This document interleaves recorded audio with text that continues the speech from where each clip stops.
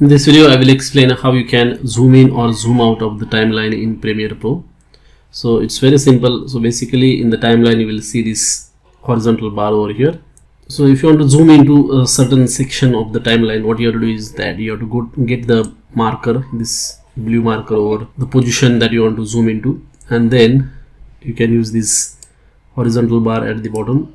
So just move it like this on the left hand side, and then you can see that we are now zooming into that particular section. And if you want to zoom out, just drag it to the right direction, and you can see that now we are zooming out of that particular section. And if you want to move the timeline, you can just drag the entire horizontal bar like this. That's it. Thanks for watching.